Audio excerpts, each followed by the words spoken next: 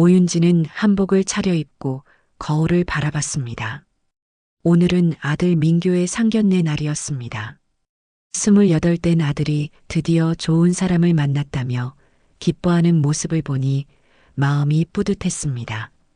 그러나 순간 신부 어머니의 이름을 들었을 때 모윤진의 가슴이 덜컥했습니다.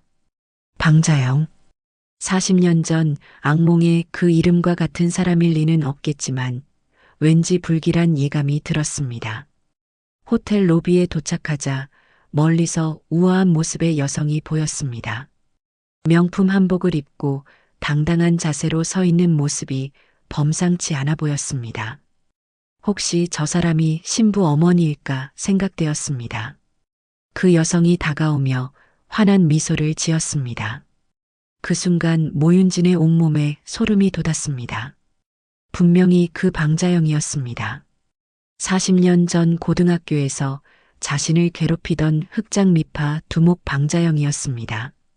방자영은 모윤진을 알아보자 순간 당황한 표정을 지었습니다. 딸의 결혼 상견례에서 40년 전 그 모윤진을 만나다니 당연히 예상치 못한 상황이었습니다. 하지만 곧 평정을 되찾으며 반가운 척 다가갔습니다. 어머, 너 모윤진이 맞지? 그치? 방자영. 모윤진은 떨리는 목소리로 대답했습니다. 우리 같은 고등학교 동창이에요. 정말 놀라운 우연이네요. 어떻게 이런 일이. 방자영이 아이들과 남편들에게 설명했습니다. 겉으로는 반가운 재회인 것처럼 연기했지만 그 눈빛에는 여전히 차가운 무언가가 서려 있었습니다. 상견례 자리에 앉은 방자영은 여전히 기세등등했습니다. 고급스러운 액세서리와 완벽한 화장, 그리고 무엇보다 변하지 않은 그 거만한 태도였습니다. 모윤지는 40년 전의 기억이 되살아나며 몸이 굳어갔습니다. 교실에서 무릎 꿇고 빌던 그날, 복도에서 뺨을 맞던 그날들이 주마등처럼 스쳐갔습니다. 방자영이 자연스럽게 대화를 주도해 나갔습니다. 대부분이 자신의 집 경제력 과시였습니다. 여전히 다른 사람을 내려다보는 그 오만한 습성이 남아 있었습니다. 모윤지는 위축된 채로 고개만 끄덕일 뿐이었습니다. 40년이 지났지만 여전히 방자영 앞에서는 그때 그 소심한 고등학생으로 돌아가는 것 같았습니다. 식사가 시작되자 방자영의 본색이 더욱 드러났습니다. 학교 때로 돌아간 듯 모유진을 멸시하는 태도를 은근슬쩍 드러냈습니다. 아버지들은 술잔을 기울이며 사이좋게 남자들 이야기에 빠져 있었습니다. 민규 아버지는 공무원으로 근무하고 있고 세린 아버지는 사업체를 운영한다고 소개했습니다. 윤진아, 너 학교 다닐 때 참 투명 인간처럼 조용했는데 지금도 그렇구나. 방자영이 옛 기억을 꺼내며 은근히 모윤진의 소극적인 성격을 부각시켰습니다. 그때 우리 반에서 제일 말이 없었잖아. 지금도 여전히 그대로네. 모윤진은 얼굴이 붉어지며 고개만 끄덕였습니다. 40년 전의 기억이 되살아나며 몸이 움츠러들었습니다. 너 지금껏 어떻게 살았어? 학교 졸업하고 뭐 했어? 그냥 평범하게 살았어. 모윤진의 대답이 작아지자 방자영은 만족스러운 듯 미소를 지었습니다. 여전히 자신이 우위에 있다고 느끼는 것 같았습니다. 이 말을 들으며 모윤진은 40년 전 그 모욕적인 순간들이 되살아났습니다. 방자영은 여전히 변하지 않았습니다. 여전히 다른 사람을 깎아내리며 자신의 우월감을 확인하려 하는 모습이었습니다. 식사 내내 어색한 분위기가 흘렀습니다. 민규와 세리는 두 어머니 사이에 미묘한 긴장감을 눈치채고 조심스러워했고 아버지들도 불편한 기색을 감추지 못했습니다. 상견례가 끝나고 각자 집으로 돌아간 두 사람은 불편한 심경을 드러냈습니다. 방자영은 세린에게 결혼 반대를 말했습니다. 40년 전의 기억 때문에 모윤진과 사돈이 된다는 게 영 거북했기 때문입니다. 하지만 세린의 반응은 강경했습니다. 세린은 민교를 정말 사랑한다며 다른 사람은 생각할 수 없다고 했습니다. 세린의 간절한 표정을 보며 방자영은 잠시 망설였습니다. 한편 모윤진도 아들 민교에게 이 결혼 반대라는 입장을 말했습니다. 세린이 마음에 안 든다며 일부러 애매하게 대답했습니다. 모윤진은 상견례 때 세린이 민교를 바라보는 눈빛을 놓치지 않았습니다. 자신의 아들에게 홀딱 빠져 있는 그 간절한 사랑의 표정이 오히려 자신에게는 기회로 보였습니다. 민교가 결혼을 반대하는 엄마에게 강하게 반발하자 모윤진의 태도는 더욱 단호해졌습니다. 절대 안 돼. 내 눈에 흙이 들어가기 전엔. 아니 왜 이러세요? 두 분 동창이라면서요? 두 분 사이 안 좋으셨어요? 평소와는 완전히 다른 어머니의 모습에 민교는 당황했습니다. 마치 40년 전 어떤 상처가 되살아난 것처럼 감정적으로 반응하는 모윤진을 보며 민교는 어머니의 강경한 태도를 이해할 수 없었습니다. 며칠 후 세린이 혼자 모윤진의 집을 찾았습니다. 민교에게서 어머니가 결혼을 반대한다는 소식을 듣고 직접 찾아온 것이었습니다. 모윤진은 세린을 차갑게 바라보며 거실로 들어오게 했지만 차 한 잔 내주지 않았습니다. 세린은 정중하게 인사를 드리고 소파 끝자리에 조심스럽게 앉았습니다. 어머니, 제가 뭔가 잘못했나요? 세린의 목소리에는 억울함과 간절함이 배어 있었습니다. 모윤진은 냉정한 표정을 유지하며 대답했습니다. 난 너 싫다. 그러니 널 가족으로 맞을 수 없다. 어머니 저 정말 민규 오빠를 사랑해요. 우린 헤어질 수 없어요. 싫은 것은 절대 안 바뀐다. 그러니 포기해. 세린의 목소리가 떨렸습니다. 눈물이 볼을 타고 흘러내렸지만 모윤진은 휴지 하나 건네지 않았습니다. 어머니, 제발 한 번만 기회를 주세요. 저 정말 좋은 며느리가 될게요. 뭐든지 다 배울게요. 안 돼. 우리 민규한테는 더 좋은 여자가 있을 거야. 모윤진의 말에 세린의 얼굴이 하얗게 질렸습니다.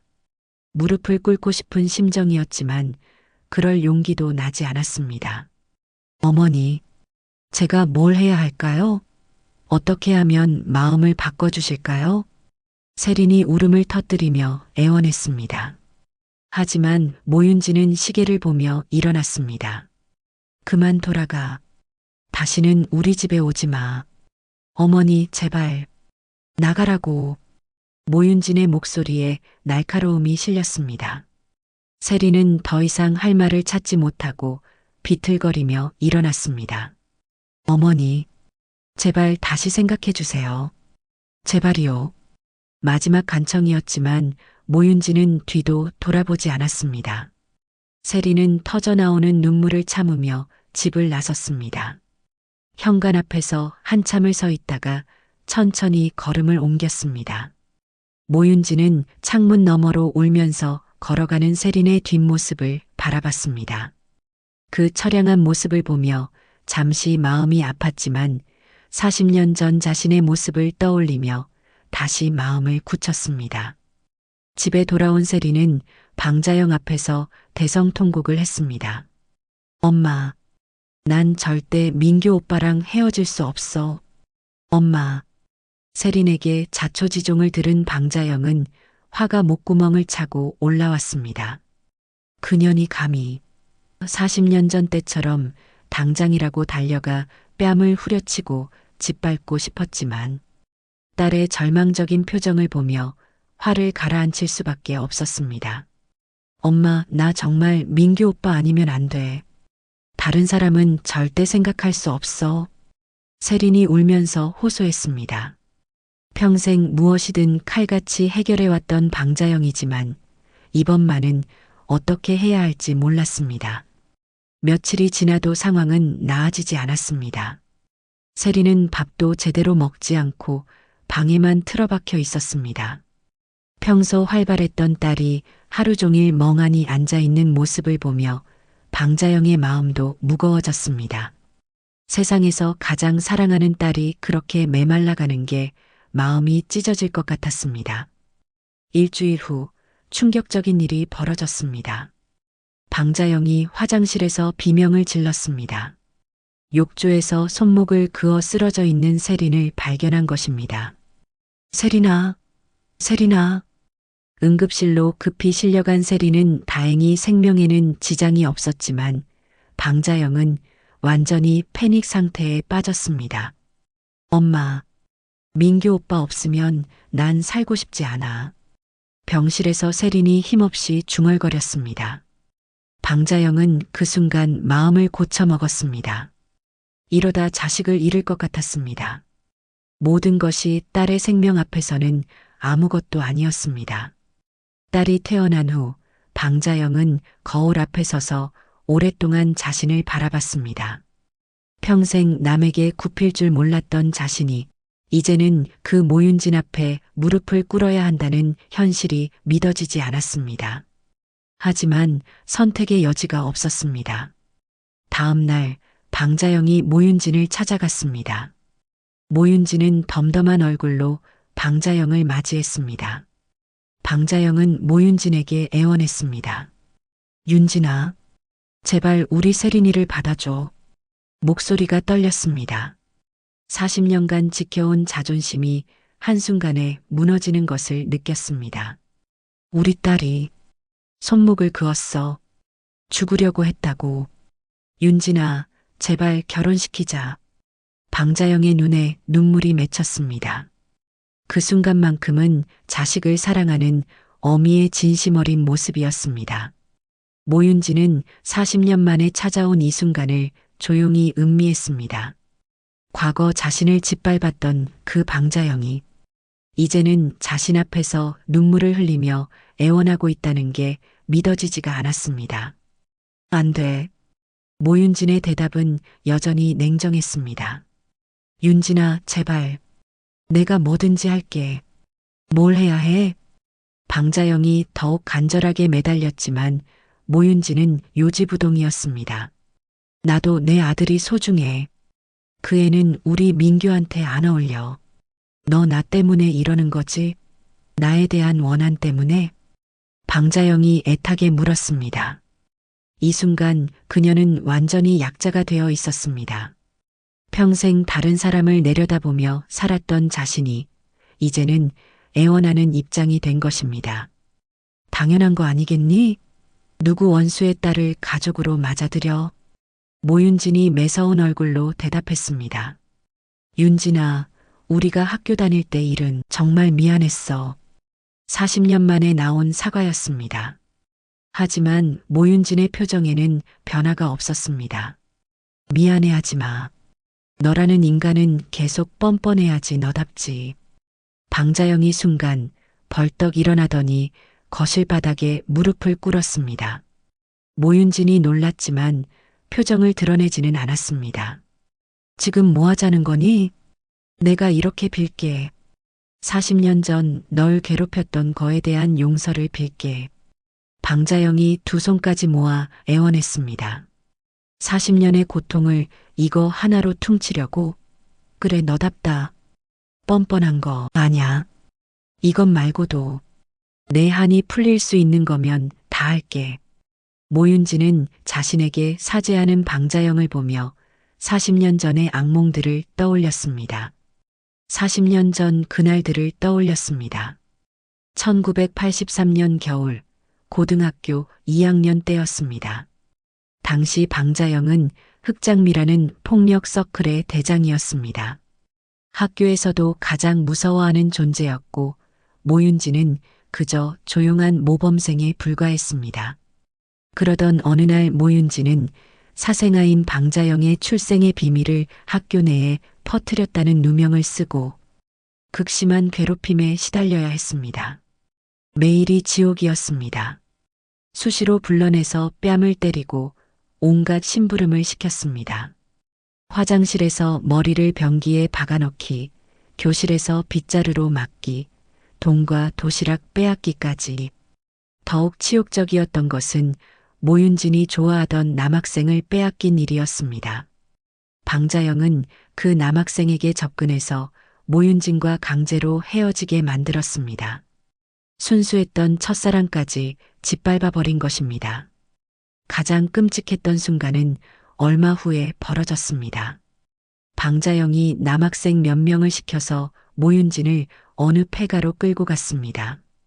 큰 봉변을 당하려는 순간 다행히 야간 순찰을 돌던 방범 대원들 덕에 위기를 모면할 수 있었습니다. 결국 모윤진은 전학을 갔습니다. 견딜 수 없어서 부모님에게 사정해서 다른 학교로 옮긴 것입니다. 하지만 그 상처는 평생 가슴에 남았습니다. 모윤진은 그때 다짐했습니다. 언젠가 기회가 되면 반드시 갚아주겠다고. 40년이 걸렸지만 드디어 그 기회가 온 것입니다. 이제 방자영이 자신 앞에서 무릎을 꿇었습니다. 40년 전 그 굴욕을 고스란히 되돌려준 것입니다. 하지만 이것만으로는 부족했습니다. 더 완벽한 복수가 필요했습니다. 사흘 후 방자영이 다시 모윤진의 집 문을 두드렸습니다. 이번에는 더욱 초라한 모습이었습니다. 며칠 동안 제대로 잠을 자지 못한 것 같았습니다. 윤진아, 생각해봤어? 방자영의 목소리에는 간절함이 가득했습니다. 모윤진은 찬물 한 잔을 내밀며 천천히 입을 열었습니다. 조건이 있다. 그래, 말해봐. 뭐든지 할게. 결혼식장에서 하객들 앞에서 사과해. 40년 전에 나를 악마처럼 괴롭혔고 용서를 빈다고 공개적으로 양심 고백하고 용서를 빌어. 방자영의 얼굴이 순간 하얗게 질렸습니다. 그건 너무 심한 거 아니야? 우리 가족들도 다 볼 텐데. 모윤진은 냉정한 표정으로 방자영을 바라봤습니다. 하지만 잠시 후 세린의 붕대 감긴 손목이 떠올랐습니다. 자칫 세린은 그 몹쓸 짓을 또다시 시도할지 모른다는 아찔함에 현기증이 돌았습니다. 그럼 다른 방법이 있어. 방자영이 희망에 찬 눈으로 모윤진을 바라봤습니다. 반성문 100장 써와. 손으로 직접 40년 전에 나를 괴롭힌 것에 대해서. 뭐? 반성문을 100장? 방자영이 어이없다는 표정을 지었습니다. 그래. 한 장이라도 대충 쓰면 다시 써와야 해. 정성스럽게 써야 돼. 모윤진의 목소리에는 여전히 강한 냉기가 배어 있었습니다. 그걸 정말 해야 하는 거야? 싫으면 결혼식장 공개 사과로 돌아가든지. 방자영은 잠시 고민했습니다. 하객들 앞에서 공개적으로 굴욕을 당하는 것보다는 반성문이 나았습니다. 알겠어. 써올게. 그날 밤부터 방자영의 웃을 수도 울 수도 없는 시간이 시작되었습니다. 거실 탁자에 원고지를 펼쳐놓고 볼펜을 잡았습니다. 윤진아, 미안해. 내가 너를 너무 못되게 나쁘게 괴롭혔어. 같은 문장을 100번 반복해서 썼습니다. 이틀 밤을 새워가며 손목이 아프도록 100장을 모두 써냈습니다. 다음 날 방자영은 두꺼운 봉투를 들고 나타났습니다. 손가락에는 굳은 살이 박혀 있었고 눈 밑에는 다크서클이 짙게 깔려 있었습니다. 다 썼어, 100장. 모윤진이 봉투를 열어보니 정말로 100장의 반성문이 들어 있었습니다. 하지만 내용을 보더니 고개를 저었습니다. 이게 뭐야? 똑같은 말만 100번. 이런 성의 없는 걸로 끝내려고. 방자영의 얼굴이 하얗게 질렸습니다. 왜? 마음에 안 들어? 나 진심으로 반성하며 썼는데? 구체적으로 써. 내가 나한테 정확히 뭘 했는지, 어떻게 괴롭혔는지 하나하나 다 적어서. 윤진아, 그건 너무. 싫으면 결혼식장에서 공개 사과할래? 방자영은 어두운 표정을 지었습니다. 다시 100장을 써야 한다는 뜻이었습니다. 알겠어. 다시 써올게. 그날 밤 방자영은 다시 반성문을 쓰기 시작했습니다. 이번에는 정말 구체적으로 써야 했습니다. 구체적인 내용을 하나하나 적어가는 것은 더욱 치욕적이었습니다. 40년 전 자신이 저질렀던 모든 악행들을 다시 기억하며 사과해야 했습니다. 방자영은 또다시 며칠 밤을 새워가며 100장을 완성했습니다. 자, 다시 써왔어. 방자영이 힘없이 말했습니다. 이제 됐지? 우리 세린이 받아줄 거지? 방자영이 떨리는 목소리로 물었습니다. 두 번째 반성문을 받은 모윤지는 오랫동안 그것들을 들여다봤습니다. 구체적으로 적힌 괴롭힘의 내용들을 보며 40년 전의 상처가 다시 아려왔지만 동시에 이상한 해방감도 느꼈습니다. 방자영이 자신의 모든 악행을 하나하나 기억해내며 사과한 것입니다. 그래, 이제 됐어. 모윤진이 냉기가 거친 어감으로 말을 했습니다. 정말 됐다는 거야? 방자영이 믿을 수 없다는 표정을 지었습니다. 응. 아이들 결혼시키자. 방자영의 눈에 눈물이 맺혔습니다.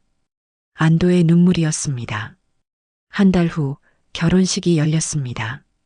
화려한 웨딩홀에는 양가 친척들과 친구들이 가득 모여 있었습니다.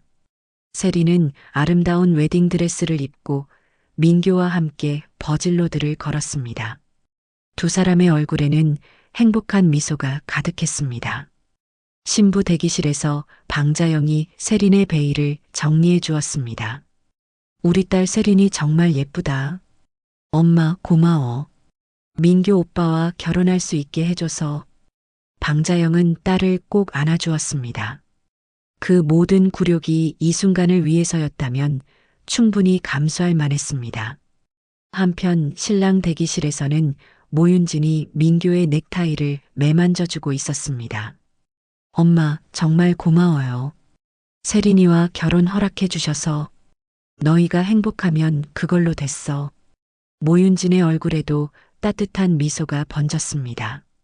결혼식이 시작되고 주례가 신랑 신부에게 물었습니다.